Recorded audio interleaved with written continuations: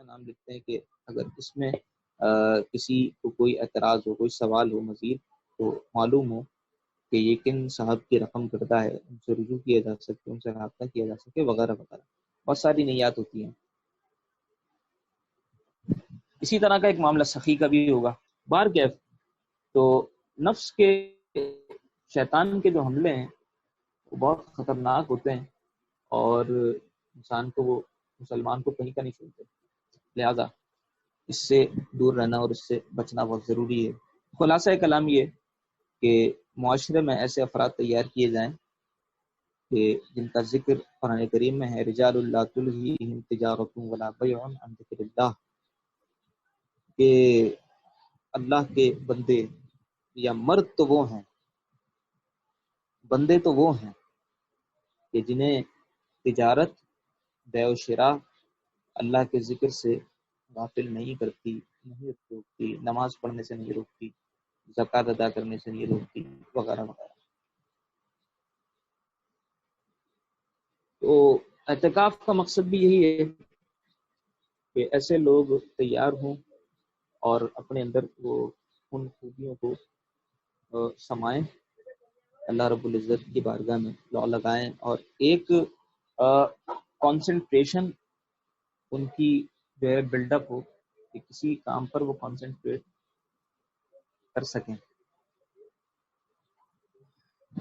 یوں سمجھیے کہ اعتکاف جب انسان جا کر بیٹھتا ہے تو گویا وہ دھرنا دے کر بیٹھ جاتا ہے۔ اسے یوں سمجھاتے ہیں کہ جیسے وہ بستر ڈال کر کسی کی دہلیز پر کوئی جا کر بیٹھ جاتا ہے نا، کہ اب یہ کام ہوگا تو جاؤں گا، تو وہ اللہ کی بارگاہ میں آ کر بیٹھ گیا ہے کہ جب تک میری مغفرت نہیں ہوگی میں یہاں سے نہیں اٹھوں گا، میں مغفرت لے کر ہی جاؤں گا۔ اور ظاہر ہے کہ جب انسان اعتکاف میں بیٹھتا ہے تو اس کو کتنے سارے فوائد حاصل ہو جاتے ہیں۔ وہ لوگ کہ جو معتکف نہیں ہوتے، وہ آخر کی جو 5 راتیں ہیں، طاق راتیں جو ہیں، جن میں کسی رات میں بھی شب قدر ہو سکتی ہے، ہو سکتا ہے کہ ان سے رہ جائے، وہ عبادت نہ کر سکے، لیکن جو ہے ہی معتکف، جو لگا ہی صرف اسی کام پہ ہے، تو وہ تو کم سے کم اس سال شب قدر کو پالے گا۔ پا تو سبھی لیتے ہیں، جو حیات ہوتے ہیں ان میں عبادت کرنا مقصد ہے، اور مقصد کو حاصل کرنا یہاں مراد ہے۔ اعتکاف کا جو معنی ہے وہ ہے روک لینا، اور اصطلاحی معنی میں جب ہم اعتکاف کا لفظ کہتے ہیں تو مراد ہوتا ہے کہ بنیت تقرب مسجد میں ٹھہر جانا، یہ اعتکاف۔ 3 قسم کا ہوتا ہے اعتکاف۔ اعتکاف سنت بھی ہوتا ہے، اعتکاف واجب بھی ہوتا ہے، اور اعتکاف مستحب بھی ہوتا ہے۔ حدیث شریف میں صحیحین کی حدیث ہے کہ حضور علیہ السلام ماہ رمضان کے آخری عشرے کا اعتکاف فرمایا کرتے تھے۔ حضرت سیدہ عائشہ صدیقہ طیبہ طاہرہ رضی اللہ تعالیٰ عنہ کی روایت ہے۔ حضرت عبداللہ ابن عباس رضی اللہ تعالیٰ عنہ کی روایت، حضور علیہ السلام نے معتکف کے بارے میں فرمایا کہ وہ گناہوں سے باز رہتا ہے اور نیکیوں سے اسے اس قدر اجر ملتا ہے کہ جیسے اس نے تمام نیکیاں کی ہوں۔ یہ ابن ماجہ کی روایت ہے۔ حضرت امام حسین سے ایک روایت ہے، امام بیہقی نے اس کو ذکر کیا ہے کہ جس نے رمضان میں 10 دنوں کا اعتکاف کیا تو ایسا ہے کہ جیسے اس نے 2 حج اور 2 عمرے ادا کی۔ تو یہ اعتکاف کے فضائل ہیں، اور جو میں نے خطبے کے اندر آیت کریمہ تلاوت کی تھی اس کو بھی ملحوظ خاطر رکھنا چاہیے۔ وَعَهِدْنَا إِلَىٰ إِبْرَاهِيمَ وَإِسْمَاعِيلَ، کہ ہم نے عہد لیا ابراہیم و اسماعیل سے کہ وہ پاک کریں گے میرے گھر کو طواف کرنے والوں کے لیے، اعتکاف کرنے والوں کے لیے، رکوع سجود کرنے والوں کے لیے۔ سورہ بقرہ کی یہ آیت ہے۔ تو اس سے اس کی اہمیت کا اندازہ ہونا چاہیے کہ 2 اولو العزم پیغمبر اللہ رب العزت کے، وہ معتکفین کے لیے اللہ کے گھر کو صاف کر رہے ہیں۔ معتکفین کو اپنی عظمت کا خود اندازہ ہونا چاہیے، معتکف کو خود اپنی اہمیت و عظمت کا اندازہ ہونا چاہیے۔ اعتکاف کے لیے جو شرائط ہیں، مسلمان ہونا شرط ہے، عاقل ہونا شرط ہے، حدث اکبر سے پاک ہونا شرط ہے، بلوغ اس میں شرط نہیں ہے۔ اگر کوئی سمجھدار بچہ ہے تو وہ بھی اعتکاف کر سکتا ہے۔ اعتکاف کی اقسام کے حوالے سے ہم نے ذکر کیا کہ اعتکاف واجب ہے، سنت موقدہ ہے اور مستحب ہے۔ واجب اعتکاف کہ مثلا کسی نے اعتکاف کی منت مانی تو اس صورت میں اعتکاف واجب ہوگا۔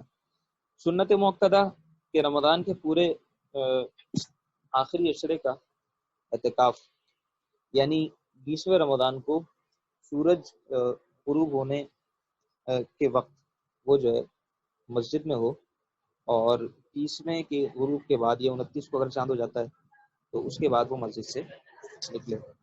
اگر 20ویں تاریخ ہو گئی اور بعد مغرب وہ اعتکاف کے لیے گیا تو سنت موقدہ ادا نہیں ہوئی، مستحب اعتکاف بہرحال ہو جائے گا۔ مستحب اعتکاف تو ایسا ہے کہ اعتکاف کی اقسام پر اعتکاف واجب ہے، اعتکاف مستحب ہے اور اعتکاف سنت موقدہ ہے۔ ماہ رمضان کی 10 راتوں میں 10 دن جو آخری عشرے میں جو اعتکاف ہوتا ہے وہ اعتکاف سنت موقدہ ہے۔ اعتکاف واجب ہو یا اعتکاف سنت موقدہ ہو، اس کے اندر روزہ بھی شرط ہے۔ لہٰذا اگر کسی مریض یا مسافر نے اعتکاف کیا مگر اس نے روزہ نہیں رکھا تو سنت اعتکاف نہیں ہوگا، ہاں البتہ وہ نفل اعتکاف شمار ہو جائے گا۔ اسی طرح میں نے عرض کیا کہ منت کے اعتکاف کے اندر بھی روزہ رکھنا شرط ہے۔ اچھا، یہ ضروری نہیں ہے کہ منت کا اعتکاف ہو، اس کے لیے خاص انسان جو ہے وہ خصوصیت کے ساتھ الگ سے روزہ رکھے۔ اگر ماہ رمضان ہے اور وہ یہ منت مانتا ہے کہ میں ماہ رمضان میں اعتکاف کروں گا تو جو ماہ رمضان کے روزے ہیں وہ اس کے اعتکاف کے لیے کافی ہو جائیں گے۔ کسی نے نفلی روزہ رکھا تھا اور اعتکاف کی منت مانی تھی تو علماء فرماتے ہیں کہ نفلی روزے کے ساتھ اعتکاف نہ کیا جائے بلکہ اعتکاف کسی واجب روزے کے ساتھ ہوگا۔ جیسے ماہ رمضان کے روزے ہیں تو ماہ رمضان کے روزوں کے ساتھ، لیکن اگر اس نے اعتکاف ادا نہیں کیا، ماہ رمضان کے روزے رکھ لیے، اب اگلا رمضان آ گیا اور وہ چاہتا ہے کہ پچھلی جو میری منت تھی اعتکاف کی وہ اس رمضان کے روزے کے ساتھ میں ادا کر لوں، تو اب اس کے ساتھ ادا نہیں ہو سکے گا بلکہ اس کو الگ سے اعتکاف کی نیت سے یہ روزے رکھنے ہوں گے۔ عورت نے اعتکاف کی منت مانی، شوہر منت پورا کرنے سے اس کو روک سکتا ہے۔ اب اس کی کئی صورتیں ہو سکتی ہیں کہ ساری زندگی شوہر اس کو روکتا رہے، بلا وجہ روکتا ہے تو ظاہر ہے کہ وہ بھی قابل گرفت ہے۔ اگر خدا نخواستہ طلاق ہو جاتی ہے، خدا نخواستہ شوہر کی موت ہو جاتی ہے تو اس کے بعد وہ اپنی منت کو ضرور پورا کرے۔ شوہر نے اعتکاف کی اجازت دے دی، اب وہ روکنا چاہے تو وہ نہیں روک سکتا۔ شوہر نے 1 مہینے کے اعتکاف کی اس کو اجازت دی تھی کہ ٹھیک ہے 1 مہینے آپ اعتکاف کر لیں، منت اعتکاف، اور عورت جو ہے وہ لگاتار کرنا چاہتی ہے پورے مہینے کا۔ شوہر یہ کہتا ہے کہ تھوڑے تھوڑے کر کے دنوں کو پورا کر لیا جائے، 10 کر کے 3 مرتبہ اعتکاف کر لیں تو شوہر کی بات مانی جائے گی اور یہ حکم درست ہے۔ اعتکاف جو واجب والا اعتکاف ہے اس میں بلا عذر شرعی یا بلا عذر طبعی مسجد سے باہر نہیں نکلا جا سکتا۔ اسی طریقے سے عورت بھی جو مسجد بیت میں معتکف ہے، معتکفہ ہے، تو وہ بھی اعتکاف واجب ہو یا چاہے اعتکاف مسنون ہو، بلا عذر شرعی یا بلا عذر طبعی وہ وہاں سے باہر نہیں نکلے گی۔ اچھا، مسجد بیت جو ہے وہ مسجد بیت کا مطلب یہ ہے کہ اس نے نماز پڑھنے کے لیے کوئی جگہ گھر میں مقرر کی ہوئی ہے تو وہ اس کے حق میں مسجد بیت ہے، وہ وہیں اعتکاف کرے گی۔ لیکن اگر اس نے کوئی جگہ مقرر نہیں کی تو اب وہ جگہ مقرر کر لے، اب وہ نیت کر لے، بس جس جگہ کے لیے وہ نیت کر لے گی وہی اس کے حق میں مسجد بیت ہو جائے گی اور وہاں اب اس کا اعتکاف کرنا درست ہوگا۔ تو میں عرض کر رہا تھا کہ حاجت شرعی یا حاجت طبعی. حاجت طبعی جیسے اس کو بیت الخلا جانے کی حاجت ہے، تو اس حاجت کے پیش نظر وہ وہاں سے نکل سکتی ہے. یا حاجت شرعی کے اندر جیسے مردوں کے حق میں خصوصاً بیان کیا جاتا ہے کہ عید پڑھنے کے لیے جانا ہے یا جو ہے وہ جمعے کے لیے جانا ہے، یہ ساری حاجات جو ہیں وہ حاجات اصلیہ میں حاجات شرعیہ میں شمار ہوتی ہیں، لہٰذا ان کے لیے بھی مسجد سے باہر نکلا جا سکتا ہے. اعتکاف واجب ہو یا اعتکاف سنت، بلا عذر شرعی بلا عذر طبعی اگر کوئی وہاں سے باہر نکلا، یہاں تک کہ عورت بھی اگر مسجد بیت سے بلا کسی عذر کے باہر نکلی تو اگرچہ وہ گھر میں ہی رہی اس کا اعتکاف چلا جائے گا. قضاء حاجت کے لیے گیا تھا یا گئی تھی، اس کے اوپر ضروری ہے کہ وہ فوراً سے واپس آ جائے. بلا وجہ ٹھہر کر کسی سے باتیں کرنا یہ اعتکاف کو خراب کر دے گا، ضائع کر دے گا. مریض کی عادت اعتکاف کے دوران نہیں کی جائے گی. نماز جنازہ کسی کی ہوتی ہے اس کے لیے نہیں نکلا جائے گا. یہ ساری چیزیں جو ہیں وہ ہیں کہ یہ معتکف نہیں کر رہا ہوتا، لیکن جیسا کہ میں نے حدیث شریف پیش کی تھی ہاں جی ہاں کہ جی ساری نیکیاں ایسی ہیں کہ وہ نہیں کر رہا ہوتا لیکن اس کے باوجود بھی اس کو اس کا اجر مل رہا ہوتا ہے، تو ان ساری نیکیوں کا اجر اس کو خود بخود مل جائے گا.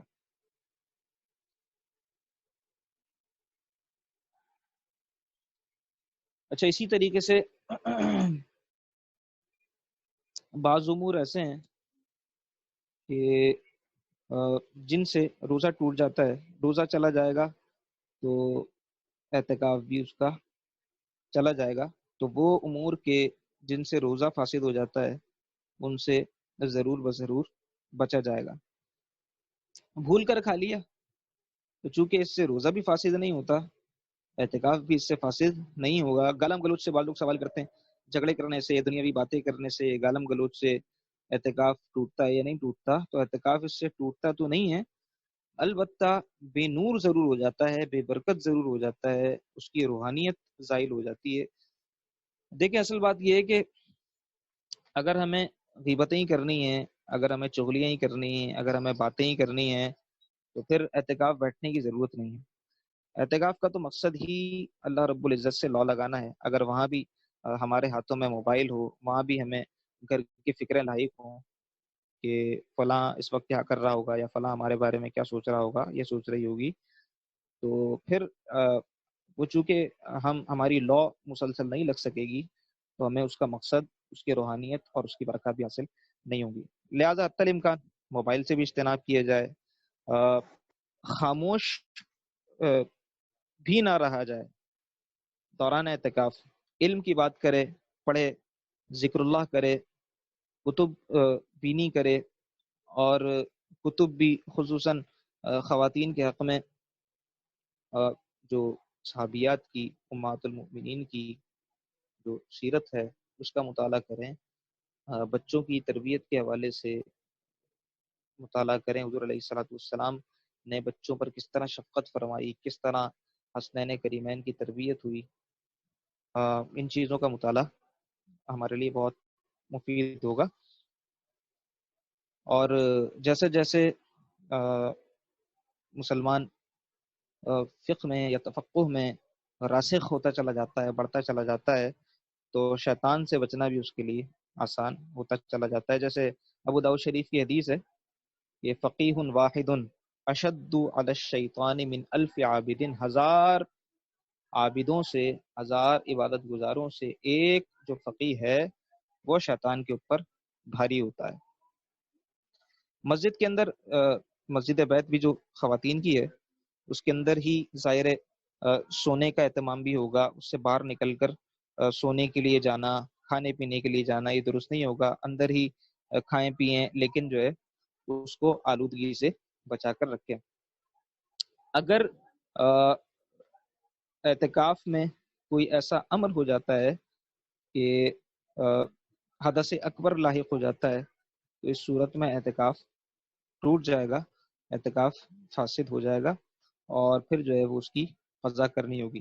تو چاہے اعتکاف قصدن توڑا جائے یا اعتکاف ٹوٹ جائے اپنے کسی عمل سے، بعض اوقات قصدن بھی لوگ توڑ دیتے ہیں نا، کسی وجہ سے بیمار ہو گئے بہت زیادہ، اب اس کو پورا نہیں کر پا رہے، تو بعض لوگ جو ہے وہ اس کو قصدن بھی اعتکاف کو توڑ دیتے ہیں، یا کسی ایسے کا انتقال ہو گیا اور جو ہے وہ بہت زیادہ جذبات میں آ کر لوگ اعتکاف کو توڑ دیتے ہیں۔ تو چاہے قصدن توڑا ہو یا چاہے وہ انسان کے اپنے کسی عمل سے ٹوٹ گیا ہو، بہرحال اس کی قضا بعد میں ادا کرنی ہوگی۔ قاعدہ ہے لزم النفل بالشروع، کہ نفل کو جب شروع کر دیا جائے تو پھر اس کو قضا بھی کرنا ہوتا ہے، لیکن قضا صرف ایک دن کی ہوگی، جس دن کا اعتکاف ٹوٹا ہے اس دن کی قضا ہوگی، منت کا اعتکاف ہو یا سنت موقدہ والا اعتکاف ہو۔ قرآن کریم کا مطالعہ کریں، حدیث شریف پڑھیں، درود شریف کی کثرت کریں، اور اسی طرح جو ہے وہ کتب پڑھیں، علم کی باتیں کریں، یہ ساری چیزیں ہمارے لیے اعتکاف میں بہت زیادہ مفید رہیں۔ آپ حضرات کا کوئی سوال ہو؟ وقت کم ہے، مجھے کہا گیا تھا کہ سوالات بھی ہوں گے، تو اگر کوئی سوال ہو تو بتا دیں۔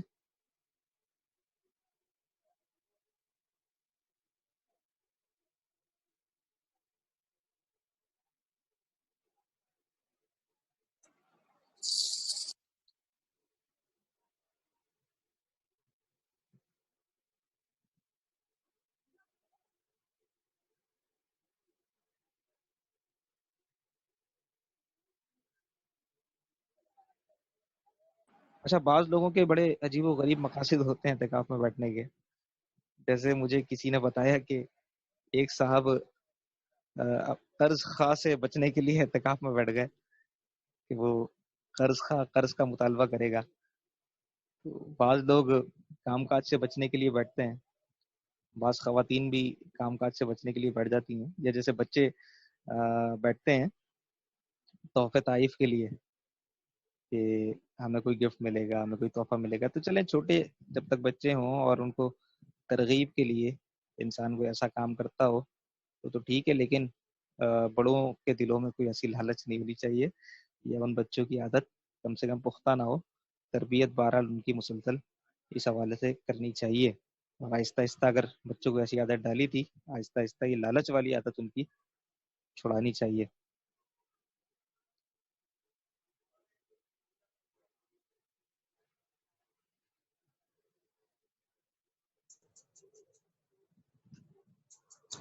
السلام علیکم۔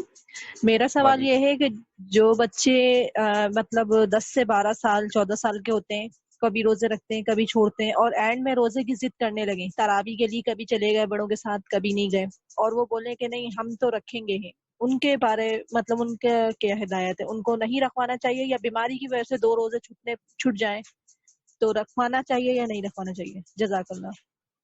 اور رکھوانے سے کیا مراد ہے؟ روزہ رکھوانا مراد ہے یا اعتکاف میں اعتکاف بیٹھنے کی اجازت دینا مراد ہے؟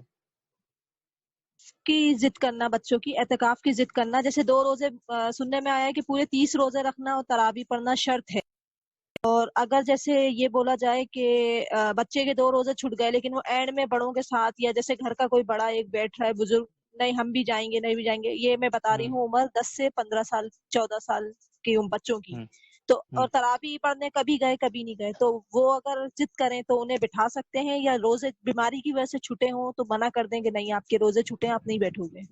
دیکھیں، بات یہ ہے کہ اعتکاف جب کریں گے تو اس کے ساتھ روزہ رکھیں گے، پورے مہینے کے روزے رکھنا ضروری نہیں ہے کہ پچھلے 20 دن بھی انہوں نے روزے کی حالت میں گزارے ہوں تو ہی یہ 10 دن وہ اعتکاف کر سکیں گے۔ ہاں ٹھیک ہے، بچوں کو ترغیب کے لیے شروع سے ہی یہ کہا جائے کہ پورے مہینے کے روزے رکھو گے تو ہی کہیں جا کے ہم تمہیں اعتکاف میں بیٹھنے کی اجازت دیں گے۔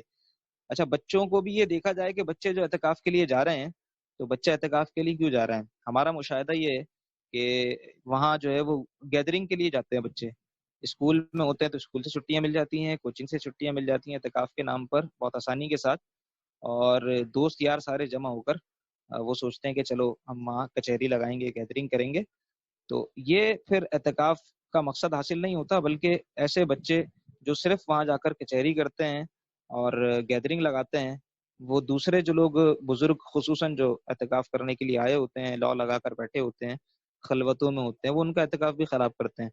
تو بچوں کی تربیت اس نہج پر کی جائے، بچوں کو اس طرح سمجھایا جائے کہ بیٹا وہاں اس طرح کی باتیں نہیں کرنی ہیں دنیاوی امور، بلکہ بچوں کو بتایا جائے کہ مسجد کے اندر مباح کلام بھی جو کیا جاتا ہے وہ نیکیوں کو ایسے کھا جاتا ہے جیسے آگ لکڑی کو کھا جاتی ہے۔